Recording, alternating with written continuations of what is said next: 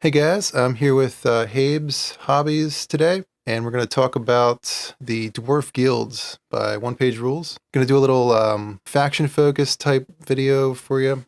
This is kind of more focused towards people who are more new to OPR, more new to the system and building lists with it. Quick disclaimer: I do work with OPR. They sponsor my battle reports on a monthly basis, at least at the time of recording this. So I guess you could say I'm a little biased, but I don't really think I'm going to let that show here, I guess. I don't know. I'll even it out. So I'm not sponsored by them. They've been in the process of expanding their lore. They went through like all the different armies and kind of made it a little bit longer than it used to be. So I told ChatGPT to summarize this. So this is the summary for the Dwarf Guild's lore. The dwarves, a race of short humanoids organized under powerful mega companies, originated on a mineral-rich but harsh world. Their civilization grew underground, driven by a constant demand for resources. Rapid expansion into space ensued, fueled by competition among guilds. An alliance with elves and opportunistic expansion into orc territory led to conflict. Desperate for resources, the dwarves activated a machine that caused a catastrophic event, destroying much of the Sirius sector. Survivors now live on mobile mining fleets, extracting resources from systems and adapting to spaceborne life. The dwarves also claim exclusive salvage rights in the zone. Yeah, cool. Space dwarves. Yeah, no, it makes sense because I think I overlooked the mining aspect, but I think that lore kind of ties that in well. It'd be interesting. I don't know if it's getting too off topic, but if OPR goes almost full circle of starting out so simple, start building up the lore, and then just becomes this massive thing that's like, yeah, super complicated. Yeah, I'm definitely interested to see where that goes. I know they're definitely planning on expanding the lore in like every direction pretty much. Yeah, cool. I kind of wanted to talk about my philosophy on list building and how I approach list building. Most of the games that are played on my channel are with lists that I've built, like both lists. So in that sense, like I'm like actively trying to make them both fairly balanced. Do you ever like stitch up one of your mates and like make a list that your army will just completely destroy? No, I haven't done that yet. Not intentionally, I'll say, but sometimes it happens. Yeah, I think that would be a hard thing of like, yeah, making two armies and then making sure, like, because you've made it, you kind of know what it can and can't do, Yeah. like to make it fair. Yeah, that's another thing because like I play every single game, so I feel like I've been getting like more and more of an advantage because I just understand it better. Do you let them pick? Yep, pretty much every time I ask them which one they want to play. It's like that thing where you're splitting something. Someone makes the cut and then someone picks which half they get. And sometimes like I will let them make the list and then we'll print the models out and get them prepped. But it's usually easier for me to do it. Yeah, because you know what you've got. Yeah, I try and keep everything WYSIWYG. Yeah, is that tricky? Because for me, I can't be bothered. If I wasn't recording a battle report, it wouldn't matter as much. But since I am, I kind of feel like more obligated to like be using the actual weapons. A lot of the times because of that, I'll end up using a model because that's the sculpt that I have. You know what I mean? No, that makes sense. So that also factors into my list building. When you're making your list, do you have a specific kind of like if we go to your most recent battle report, the alien hives versus the dwarf guilds, do you like think, okay, the alien hives, we need like this is the way I want them played, so we're going to make them this way so that they go forward and stuff, or with the dwarfs, like I don't know, they're strong at just being defensive and just slowly advancing. Like, are you having that kind of stuff in mind? Kind of, like I said, I try and build a balanced list for most of the armies. Earlier on, I would do like my own narrative. Then I would do a little bit more of that, like kind of like tailoring a list to how I wanted the narrative to go. But recently, I haven't been doing that. I'm just Yeah. trying to build like a fairly balanced list.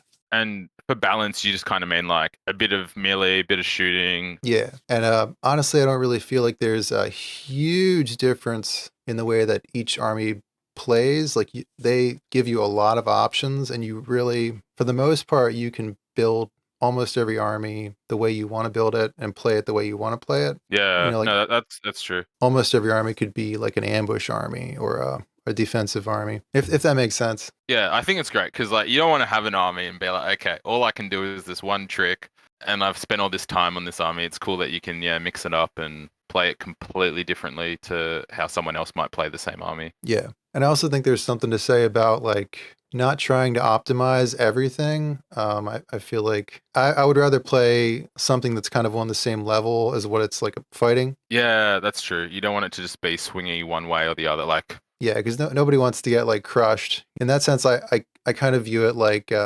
almost like a D&D experience where like it's more like a collaborative thing. You know what I mean? and it could, I guess, if it's more even, it can also just come down to kind of luck of some key dice rolls, or even just who commanded and maneuvered their forces better rather than who's brought the better list. Yeah. Just a general rule of thumb with like list building when it comes to this army, I feel like maybe like 20-25% ambush is probably a good thing to shoot for, just to give you a little bit more like options for board control, because that's probably their biggest disadvantage is having Mm, that slow. And then yeah. your like initial setup, which side you choose, where the objectives are placed, they're just really important with a slow army. You want to make sure you have a path to victory, you know? Yeah, you pretty much like, particularly with the standard mission, you want to make sure that you have a plan on how you're going to at least secure or contest each objective. Like, you don't want to find out turn three that you need an objective on the other side of the map and then you have no way to do it. Yeah, it's nice to have at least one transport as well. Yeah, so I would say maybe like at least have one ambush per 1,000 points and then at least one transport. APC works pretty well in like 1,000 point game. For a 2,000 point game, you could go with that or an assault drill. Oh, does the units inside need ambush as well? Or if they're in the drill, does it just ambush with everything inside? Yeah, because it has transport, so it's transporting them. Yeah, cool. That's good. So then, yeah, Yeah. nice. So yeah, with that in mind, let's go into the dwarf guilds. For the most part, I'd say the spells are fairly generic across the board. Like there's not like any like really unique mechanics introduced there, which I was kind of hoping they would introduce some like more unique things. Yeah, I wonder if it could be from a balance perspective, but I think I that's think what it is, yeah. yeah, I'd love just across the board, and that's why I was curious about how far they're going to go lore-wise, because I think what I liked, even though I haven't played much 40K, I liked that I play orcs, that they had different like factions or tribes or whatever you want to call them, that each had a special thing. Yeah. And it would be cool even if there was, I don't know, but it makes it more complicated. But if there was like two or three guilds that you could pick. Well, I know they're in the process of like introducing named characters. Oh, that would be cool. So maybe that's sort of how they're going to get about doing that. Yeah. Like each named character maybe kind of adds a unique way of playing that you can kind of build a list around. Yeah, that would be kind of cool. But then, yeah, it is the trouble of you slowly going towards away from simplicity and more to complexity. Yeah, which I don't think there's any getting away from that. I think that's the direction they're going. It's going to be kind of hard to avoid that while growing the business. That's true.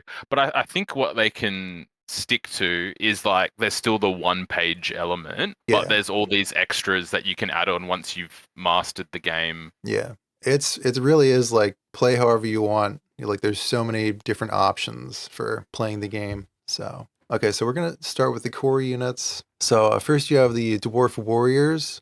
These are kind of your all-around basic warrior units. You can give them a wide variety of different loadouts.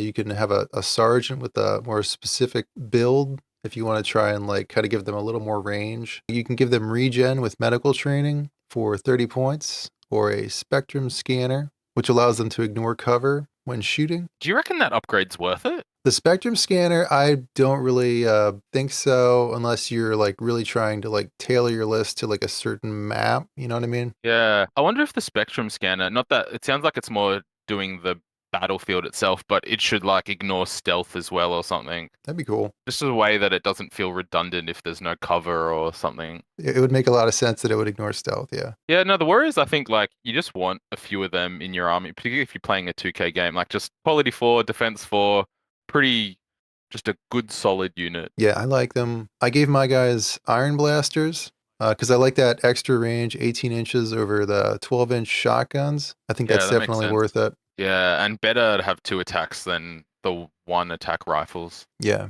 You could definitely add a sergeant, but I haven't added one to mine. I just add a champion instead, and I give him whatever special weapon I want to give him. Hmm. So that's kind of how I deal with that. You can also give them like a special weapon, like a missile launcher or a machine gun. One thing I'll say is like you can target up to 2 units when shooting, so I wouldn't add more than 2 different types of weapons. That's kind of one general rule I use. I try to avoid doing that. The medical training I think is really good. I almost feel like Yeah. it's not worth it if you're doing a 5-man unit. Maybe if you're doing like a double, a 10-man unit, I feel like it's more worth it there. With the list building, you just have to get the upgrade once and it covers the 10. Is that how it Yeah. works? Yep. I mean, that was my plan because I haven't painted one up yet, but I'm planning to because I'm going to be running a 10-man. I mean, you could definitely, if you want them to have more survivability, you could spend the 30 points, but you're not getting as much out of it. Yeah. Guardians, I really like this unit. They have a counter if you give them the heavy spear, which I feel like is almost a must-have for them. Yeah, dude, in that like those were just holding that I don't know if these are spoilers, but yeah, that just hitting first on anything that charges you, Yeah, like so good. it gives you a lot of board control, which is something that's kind of hard to come by in this game, at least in that sense. Yeah, they're definitely really good. Jama's dealing with them how you should, though. He was using spells. Yeah.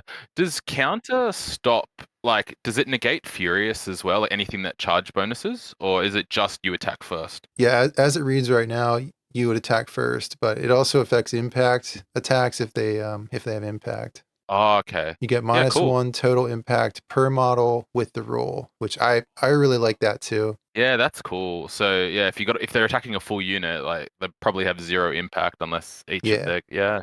Yeah, I'm a big fan Nice. of the way they redid that roll. Yeah, I'm gonna have to print off some Guardians now. I definitely think they're worth putting in a list if you have the room. They're pretty cheap too. Yeah, 65 point. Like I think it is. Like you don't worry about shooting. That they're just there to hold something or to stop people getting through. Like block a choke point. No, it's great. Yeah, with the shield wall, they're a defense 3, so that's pretty good. Yeah, and all these dwarves, unless they have like a bike or something, are slow, so got to keep that in mind. Mm. The berserkers, their big thing is they can have regeneration with cyber augment. Yeah, and it's half the points for medical training as well. Yeah, Only 15. Yeah. they got fearless, furious, Wow. slayer. When this model gets AP +2 in melee against units with tough 3 or higher. That's good. Those you definitely want to have some way to get them into combat. So you're going to be putting them in an APC or an assault drill, most likely. This is another rules question. In an APC, if you disembark, you can only move up to 6. I'd have to double check this, but I think you can make a full movement. Unless they've reworded the transport rules, it just doesn't make it clear that you could still charge and stuff. But I think from hearing you, it makes it seem like you can. Well, let me look on the APC because it has the transport role. Units may deploy inside or embark by moving into contact and may use any movement action to disembark, but must stay within 6 inches of. Okay, so you're right. You're right. That's all right. But you can still charge if they're in 6 inches. Yeah. No, I think the big thing is, yeah, you want these guys to get in. And I reckon it is, you're probably going to give them the double Berserker axes just so that they've got 2 attacks. Yeah, I was going to say that's almost a must include. I don't know why you Yeah. wouldn't do that because they want more Yeah. attacks. Yeah. Yeah, I guess if you chuck in the regen, that's good. But like, if they're in an APC, the defense doesn't matter. They just run in, charge first, and if they die, they die. But they could take down like a heavy vehicle if they're getting +2 AP to tough things. Yeah, they're definitely kind of like a suicide unit. Like you're just throwing them in there, hoping to do as much damage as you can before they die. Yeah, and then if you do get the Berserker veteran, I don't know if this is too like you could give them battle haste to ignore slow as well. Yeah, Oh, that'd be a sick combo. Oh, now I've got to print these guys. Oh, far out.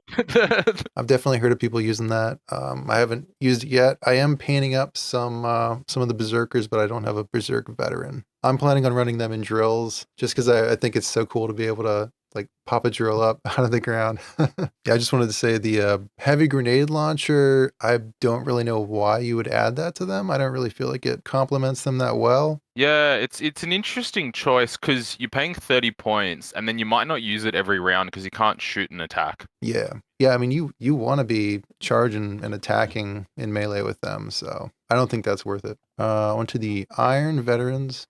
Pretty much just a tougher version of the Warriors. Yeah, it's a Yeah. solid explanation. Not too much more to say about that. The Miners, I haven't printed any of them out yet. They have the Tunneler keyword. You can ambush and you can deploy up to 1 inch away from an enemy unit. So you're just right up in their grill, which is nice. It kind of works with the slow keyword. Yeah, because that was going to be one of my issues with like ambushing units. Like you got to deploy 9 inches away. You still can't make a charge, whereas at least the miners they can ambush, and unless that unit that's next to doesn't move 12 inches away, like they should be able to engage in melee. Yeah, with them you wouldn't necessarily have to go melee. You could give them shotguns or something like that. They have a few different pistol options. Yeah, it's also like this is all theory crafting or whatever, like just a great objective contester because you can just deploy basically on the objective if someone's got it, and that could just be their role is just to contest or take an objective. Yep, they could do that if it makes sense in whatever game you're playing. There's no like unit buff that they get, so I don't know if you would want to attach a champion to them to give them something. You could. I don't think there's any that have tunneler. That's the issue. Yeah, I'm not really a huge fan of the miners. I think there's better options for ambush units, but I haven't used them. We'll talk about the other ambush units here soon, like particularly the jetpack warriors and the power suit guard. I've used both of them, and I like both of them a lot. At least for my playstyle, the miners. And they're more expensive than the warriors, the jetpack warriors, slightly. Oh yeah, wow, and they've got worse defense. The only like major benefit to them is the tunneler, which definitely could be useful, but it's also kind of situational. When I think of like a tunneler unit, that's not really the type of unit that I would want to be tunneling with. Yeah, like it just doesn't seem like it's too hard hitting, really. Like now that I've looked at their upgrades a bit more, it's just Yeah, kind of yeah. yeah, Maybe it is just a disruption thing or something. I don't know. it could be. Yeah, or if you want a unit to grab a backline objective, but again, I would rather use the jetpack warriors for that. Yeah, because they got defense 4 and they don't have slow. Like so you're not restricted by movement. Yep, and they have flying. Yeah, that too. The Jetpack Warriors, they have different options for the Sergeant, or once again, you could just add a champion with the Jetpack, which to me makes more sense. But I mean, it depends how you're building your list and if you have points for it or not. They have the regular pistols or the twin glove pistols. I went with the twin glove pistols on mine. It's the same price, but you get 2 attacks. You get the bash instead of the CCW, so you're giving up a little bit of melee for range, yeah. And with them, I think it makes a lot of sense. But I mean, you could run them both ways. They're definitely viable both ways. Yeah. Probably depends, I guess, yeah, situational on the army that you're fighting. Like if they're weak at melee, you might want to run them with the 2 attacks, Yeah. like the combat weapon. Well, they're going to be in charging range most of the time because it's only a 12-inch range. So it Oh, would that's true. probably make more sense to go melee with them. But yeah, I just chose the pistols because I think they look cool. Yeah.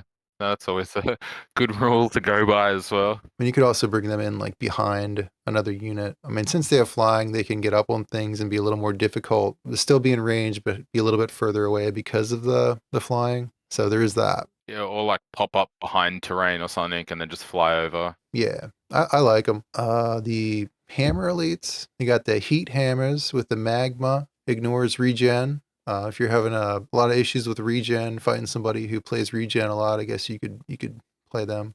Quality defense 3, and they have fearless, which gives them a little bit more survivability, I guess. Yeah, that's pretty helpful. I think the tricky part with them is getting them into range. Like if they're not in a transport vehicle either, that you might be spending round 1 and 2 just moving them towards the enemy. Yeah, they would definitely want to be in a transport. If they're taking nothing with regen, it just feels like a underwhelming ability, like Yeah, keyword. I can't say I'm super impressed with that unit. It's very situational. Yeah. I definitely feel like there's better ways to spend those points. Berserkers, I would take over them. The sniper team, I haven't played with them. I think they could definitely be useful. It's always nice to have a sniper on your list, be able to kind of pick and choose where you want to put the damage. They can scout and they have stealth. They have two different upgrades. You can add magma or you can add the beam keyword. The beam keyword, I feel like it's better suited for weapons with a higher AP value, but it could definitely be useful with this. And probably weapons with more shots. You roll a 6 and it multiplies it by 3. So Yeah. Oh, I meant more like just statistically, like if you got a squad of 3 rolling only 1 attack each, you might not see that 6 pop up too often. yeah, that's very true. That's another reason why I kind of like to put it on higher AP weapons, just because when it does pop, it's like really devastating. It's hit or miss. I like the sniper team. You can definitely put them in. They're very similar to the Thunder support squad, I would say. I almost would prefer the Thunder support squad over them, but yeah, that sniper keyword is a nice thing to have, like I said. Yeah. With the Thunder support, do you have like a favorite loadout for like the weapons? We can talk about them next. Since they're so expensive, I think you at least want one autocannon because you get like the maximum range and a decent amount of shots. So you're getting the most bang for your buck with that. And then Mm. I mean I wouldn't go with three different weapons because like I said, you can only shoot two units. I've been running two missile launchers. Like Oh wow. you could definitely switch them out for a minigun maybe, just because it has the range over Yeah. the H cannon and the C beamer, which are only 24-inch range. But and that's still a decent amount of range. But you really want these guys to be like sitting in the back line, away from everything else, so they can't get charged. Hopefully, just lobbing some heavy fire at whatever they can. I mean, the mortars are always nice because they do have indirect, but you only get one shot per guy. So Yeah, I feel like that'd be quite swingy. Like when you're hitting, it's great, but if you roll like two misses, it's like, okay, I spent 180 points just to hit once. yeah, that's another reason I like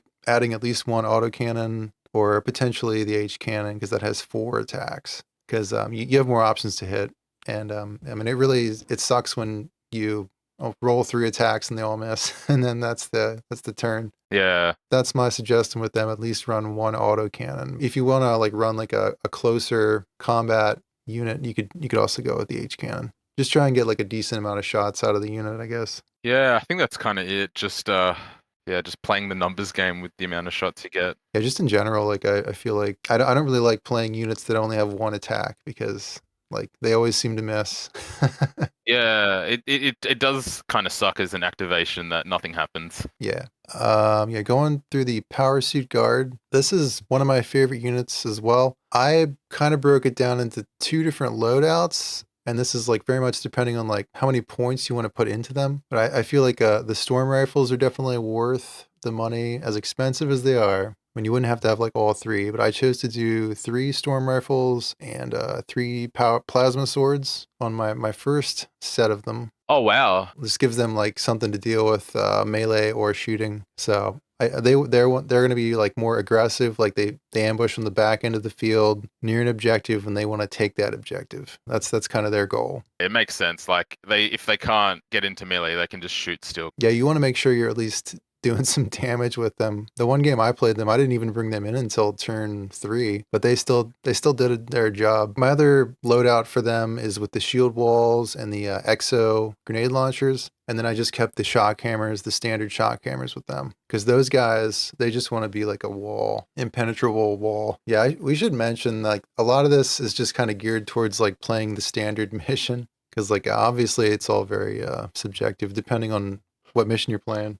That's true. No, I think those shield wall like coming in even like turn 3, if they've advanced too far, like they're not going to be able to deal with it. And if they turn around to deal with you, your stuff at the front is going to push forward and cause havoc. I don't think the shield wall version is worth bringing in later in the game. I would want to get that in as early as possible. I don't even know if I would ambush that. Oh, you just start with or have it like an APC or something. I guess it's nice to have an option. Yeah, because I wonder, like, I don't know if you've come across it, but like the mind games of having ambush units in reserve, if that like puts off your opponent because they're like thinking, what if they come and get me from behind or something? Yeah. Personally, I feel like with the dwarves, I think you need at least I would say like 20-25% of your army should be ambush or should have ambush.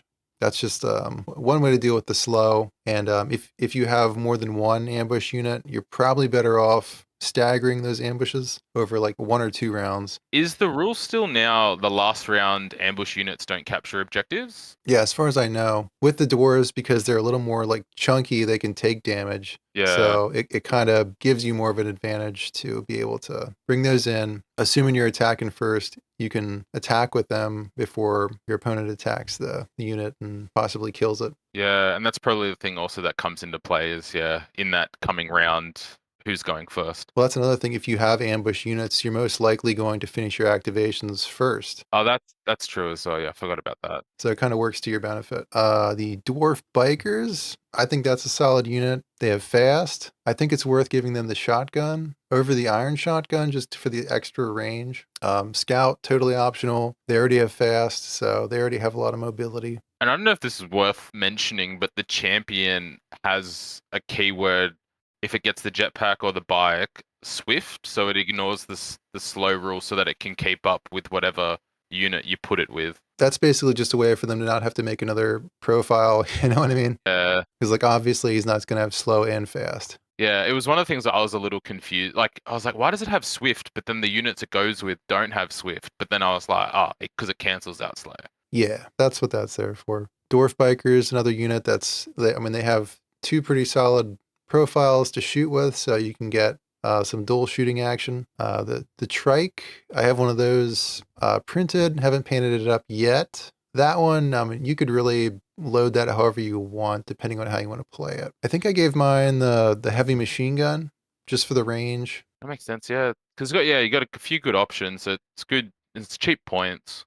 Yeah, has fast, 6 tough. It's a defense 4. That's good. Tough 6 for that many points. Like, it's pretty good. Onto the vehicles, the APC. Obviously, I really like the H-beam cannon. I think that since it's AP4, when that beam keyword procs, it's just like pretty nasty. I think it's worth taking it just for the possibility of that happening. And even if it's only 2 attacks, like you're hitting on a 4+, and you got AP4, like it's just they're most likely going to fail the save. But I mean, most of those weapons, I mean, would be decent to have. So it's really up to what you want to bring, what weapon you like. The attack vehicle, kind of a fun unit, has the twin heavy fusion rifle or the quad attack machine gun. The fusion rifle is 18-inch range with 2 attacks, and the machine gun is 30-inch range with 8 attacks. Yeah, wow. I would say that the machine gun is probably the better pick, but the fusion rifle does have Deadly 3. It's one of the few units that has Strider, and it also has Impact 6, which is kind of odd because it doesn't have any like melee profiles. Yeah. I don't know why you would use that, but I guess you could if you want to for sure get some hits in, trying to finish something off. I feel like most vehicles do have impact. Yeah, I mean, it makes sense. I guess I'm just used to some of the other armies where like the monster or vehicle, mostly the monster, will have like Stomp or something. Yeah. Yeah, it's probably just that thing of like, you can do it, but is it the best thing you could do? Probably. It could be also maybe hopefully, like you're trying to get an objective with it. I'd almost like to see them like have a different keyword other than impact for stuff like that. I don't know how that would work exactly. Yeah, it'd be interesting to see what they could come up with. The battle tank, it's a tank. It's got tough 12, fast, impact 6 again. Defense 2. Can't go wrong with the tank. I'm surprised it doesn't have transport unless I've missed it because it's huge. No, it doesn't. Yeah, so just thought some people could squeeze in. I guess they just want you to kind of pick and choose between that and an APC. That's fair. Yeah, you would think it would have transport, but I guess not. Maybe that's what like the fortress thing coming up is supposed to represent, like the best of both. Yep, that's got transport 16. Yeah, wow. So yeah, you can pretty much give it any of the weapons for the battle tank. I mean, it really depends what you're trying to get out of it. I don't really see any standout weapons on there. It's just a lot of attacks, like Yeah. with a lot of the weapons, or some of them anyway. Yeah. Onto the assault drill. Not nearly as many options with this one. You can give it a heavy machine gun if you want to replace the flamer.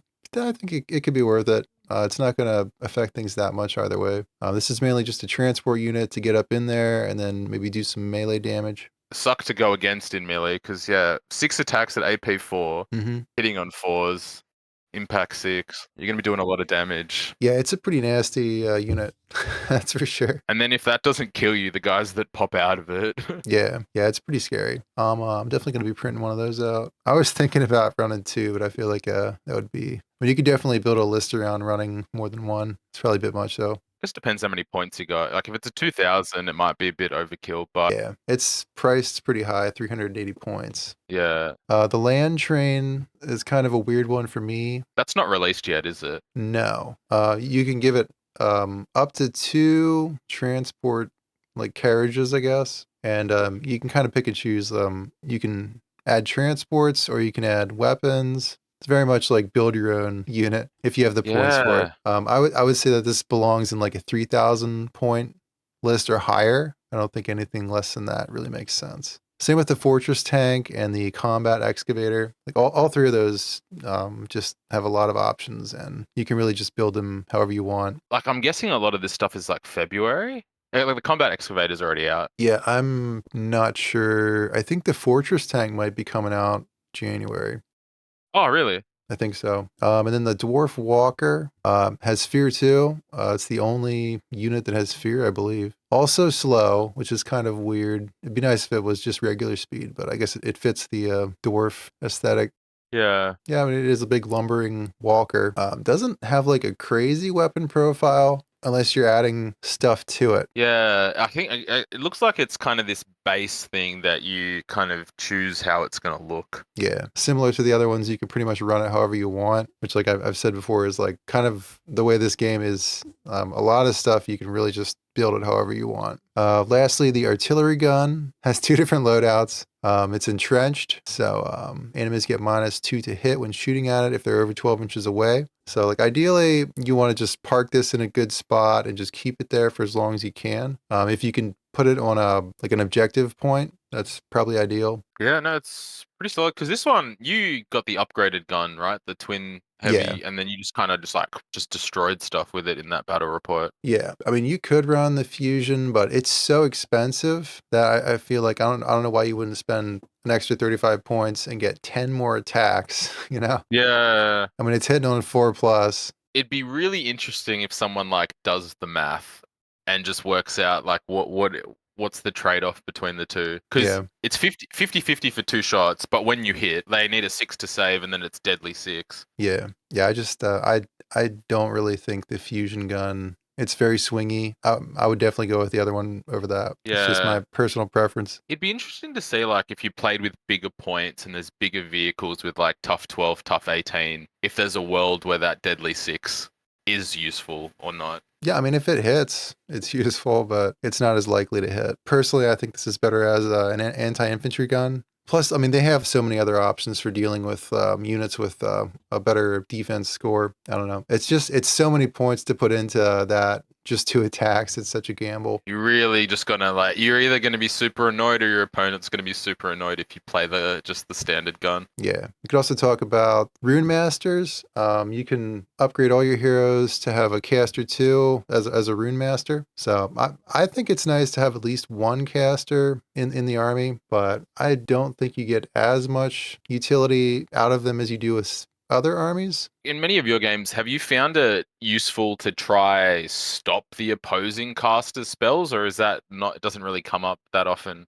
Like the first game we played, we tried to do that a few times. When I asked them about like how that's supposed to be done, they said blind bidding. Oh yeah. And I just kind of really felt weird doing that. Like it just kind of felt like it paused the game, Yeah. and Okay. it Yeah. was almost like a mini game. Because what would you guys do? Is it the attacker says, or like the person whose turn says how many they're going to put, and then you make your decision, or Yeah, I think it makes more sense to have the attacker say what they're gonna do, what they're gonna add for like bonuses if they want to add bonuses, and then you reply to that if you want to. Personally, that's how I would prefer to play it. okay? So do you just keep going back and forth until you don't like you run out of tokens or something? Is that kind of the idea? No, I would say each person gets one chance. I think that's fair. 'Cause that's the tricky part with that is the caster doesn't know if the opposing player will bring stuff. So if they put it up, the opposing caster might just be like, nah, I'll let that one go. But then if the caster doesn't add stuff, the opposing caster might add to it because it's like, okay, I know that I can make it a 5 or a 6 plus now. Yeah. Like with a lot of things in the game, I feel like it should just be kind of like up to however you want to play your game. Yeah. No, that's also fair as well. I think whatever system is like streamlined and smooth is probably like leaning towards what you were saying. Like if it's stopping the game and throwing this random mini game where you're drawing cards from decks or like I don't know, scissors paper rocking or yeah. Yeah. Like we've pretty much just been skipping it all together. I think that's kind of how we prefer to do it. But like you do have the option if you want to. Yeah. But like I would prefer to like spend my tokens on my spells rather than like trying to debuff the opponent's spell. Yeah, like it doesn't seem like there's too much stuff that's like crazy from the spells. I don't know. I disagree with that. Some of them are pretty nasty. For the dwarves, cleaving rune is pretty nasty. Target 2 enemy units within 9 inches. Take 6 hits each. I think it's only casted two, isn't it? So you have to save up a turn, Yeah. and you almost want to pump like your tokens into this and make it like a 3 or a 2+. Yeah, I mean, since they're slow, they're going to be most likely moving up slowly anyway, and they probably won't even get into range until turn 2 or 3. Yeah, it's a later in the game spell. I mean, it's probably worth spending some tokens to try and mitigate if you can, if someone's casting it on you. There's a fair amount of gray area with how exactly those casting mechanics work. I don't want to get too into that, but No, fair enough. yeah, there's definitely a lot of gray area. Did you want to talk about the heroes at all? Like briefly? I think we like talked to. I think yeah, you are kind of gearing them towards what unit you're putting them in. Yeah. And I think your main reason of having them is the buffs that they add to the unit. Yeah. They're pretty standard. Like, and I guess particularly if you're adding like a special melee or range weapon, like you can just kind of compensate any weaknesses in the unit you're adding them to, or really accentuate their strength Yeah. with those weapons. Yeah. I think it makes sense to run the engineers as a separate unit. And also, a lot of the time, casters, I feel like they're better as a separate unit. Obviously, the guild lord you'd want to have like combined with something else because that gives the unit it's in the AP woman shooting. With the engineer, do you put them in a unit that like they can't get targeted because they're part of a unit? I guess that's true. You could do that. I mean, it really depends like how you want to play the list. If you are putting them with like, say, something that's going to be next to whatever you're trying to heal or keep healed up, you could do that. I'd have to look at the math because I was wondering if you could just put a base dwarf champion with your power suit guard just because he's 45 points, but then you give them the engineer repair rule and they're just like keeping the guards alive but hiding behind them. But obviously, if you take the shield wall rule or something, you need to make sure it has it as well. I don't know if it's necessarily worth putting one with the guardians. They make a lot of sense with the warriors, berserkers mainly, anything that's got like over a 3+ quality, because that's one of the benefits is having that hero keyword. Oh, I see what you mean as well, Yeah. like using it for morale. Yeah. I was just thinking, like, if your power suit guard, as long as they're not dying, like if they could get repaired, Yeah. I mean, I guess you could run it with the power suit guard and then repair them. Yeah. and then it can't get targeted, like, or shot. But then it's like a 60-point little battery or like repair bot. Yeah, I don't know. It'd be interesting to see like just how it works. Like if it's I don't know. The power suit guards are already so hard to like hit. You know what I mean? Just feel like they'd be like practically invincible with the repair keyword. it'd be interesting. I don't know if it would work. Could you repair from inside a vehicle, or is that like not allowed? That's a good question. Because that would be interesting just to pay 60 points Yeah. to have this guy that just rides along in one of the Yeah. vehicles. Just thematically, it makes sense. They're just tinkering away, repairing from the inside, but I don't know if rules wise It that says works. if you're within 2 inches of a model with tough, so I would say you could. Yeah, because it's 60 points just to do the repair. Hmm. Like it's not like it's shooting or attacking, so that you are giving that up. Yeah. Oh, I think the jetpack one is also worth taking if you want to try and give your jetpack team a little bit more survivability. Combat bike, I would almost say that's better off just running separately, maybe just as like a back objective grabber, possibly, or just trying to flank. I mean, you could add that to some bikers as well. And yeah, the Berserker obviously has the Rage Lord. I think that's pretty much it. I wanted to talk about ease of printing. I was going to ask you, do you have issues with their combined files? Like I know we've talked about this before. Yeah, I don't know is the short answer because I usually print everything combined, and the only Yeah. issues I had with their combined files were the first iteration of the alien hives, Yeah. and then but that was probably user error because that was when I first started out, and then the combined warriors, and that was just the hand stuff, but everything else has been pretty good. Like I don't know, like was there like a specific issue with their combined ones that you had? Just a word of caution to people that are printing out the combined files because they definitely tend to have like gaps where like the hands meet the body or the head meets the body. Wherever like the original pieces that they split up, they reassemble them, and wherever those contact points are, there's like almost always a gap there for some reason. Have you noticed that? Is like, does it print like a little hollow, like a cavity or something? It not all of them, but some Okay. of them, I would say definitely there's the potential there for there to be like a cavity. Like, what slicer do you use? Because I don't know, like, I'm not sure if Lychee picks those up and just makes them full or not. Because that's what I use Lychee slicer. Yeah, I use lychee as well. That's pretty much the only one I've used for resin. I've been pretty diligent about picking that stuff out and just trying to either like try and fix it. My way of fixing it is I'll import like just a basic sphere because you can do that in Hmm. lychee, Oh and then yeah. I'll just kind of like rearrange that to like fill that void if I feel like it's worth it. But if it's really bad, then I'll just print the pieces separately. Oh, and assemble it. Yeah, yeah. And that's kind of what I recommend at least right now if you're like new to printing. It's just something to be aware of that like yeah, they do have those gaps and they can potentially lead to issues.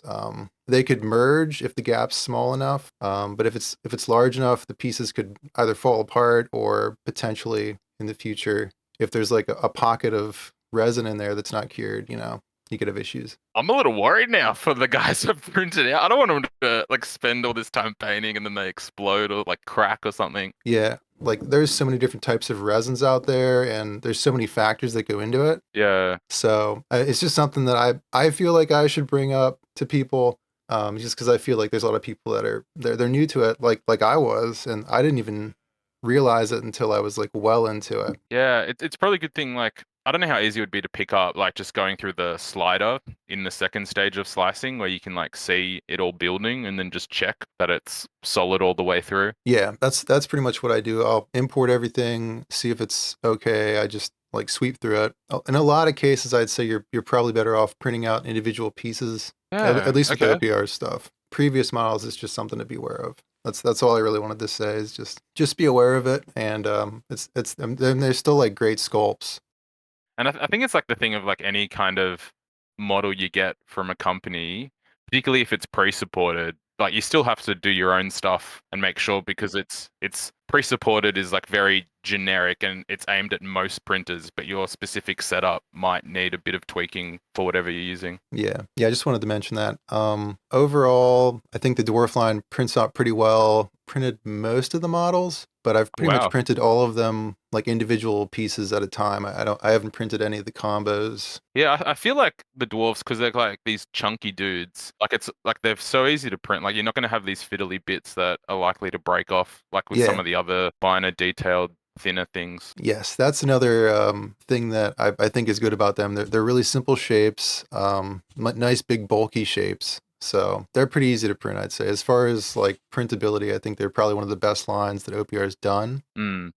Another thing is like with hollowed models, I've had issues with certain models being hollowed in the past that I haven't had any issues with the dwarves. Occasionally you'll find like a hollowed model that has like closed chambers in Oh, like the dang. legs or something, which is really bad. Yeah. That's another thing I've really learned to avoid and just watch out for. Yeah, that's all I really have to say about the dwarf guilds. Do you have anything to say? No, I think we summarized it quite well. Yeah, well, hey, thanks for coming on and helping me out with this. No worries. Thank you for having me. If you guys didn't know, we did a video together on Andrew's channel. And hopefully that's out before this one. Be sure to check out Habe's Hobbies. You mainly do like 3D printing videos, right? Yeah, look, I'd love to do battle reports, but it's one of those things where it is just boring playing yourself. So I've been trying, I don't know how great it is, but I've been trying like doing it on a live stream, but I don't know if I should do it on YouTube, but using a deck of cards to pick the opposing faction's activation. Okay, that could be cool. Yeah, but then maybe I've only done it once, but maybe giving them like a point advantage because they might not be activating optimally, but like giving them something. So, because I feel like playing yourself, if you're just picking the units, it feels a bit weird because you know what you're trying to do, but having a deck of cards do it makes it interesting. OPR, I know they're working on some other stuff that might be better for like solo creators if it's hard for you to find people to play games. Yeah, I think for me, it's just I know the OPR system. Like, I think just Yeah. trying to learn new systems is time consuming of itself. Yep. But It is. it'd be interesting to see, like, I don't know if you've watched The Sad and Lonely Gamer. Like, Yeah, a few times. they haven't posted for a while, but that was kind of, I don't know, that kind of realm of you could play by yourself. You just miss the banter. Like, that's I think one of the things I really liked about your battle reports is Yeah. just the back and forth, the pain in John's voice when you roll sixes on the beam weapon. Like, it's just. It adds a lot to it. I just prefer to have that back and forth. But yeah, for battle reports specifically, it's like definitely better to have two people. So hopefully you can find somebody. Yeah, maybe I can crack the system. I don't know. It's just the problem is everyone that's into this hobby is like super busy with life. Yeah. Like it's hard. Like they're trying to find their own time just to do the hobby itself, and then Yep. yeah. But we'll see. But yeah, no, thanks for having me. Yep. Thanks for coming on. I guess I'll catch you in the new year. Yeah. Have a good one. Cool. You too. See ya. If you want to support the channel, becoming a Patreon supporter is a great way to do that, and it really does help keep this channel going. Thanks to our patrons for the support. Thanks again for watching. I hope you have a great holiday, and I will see you later.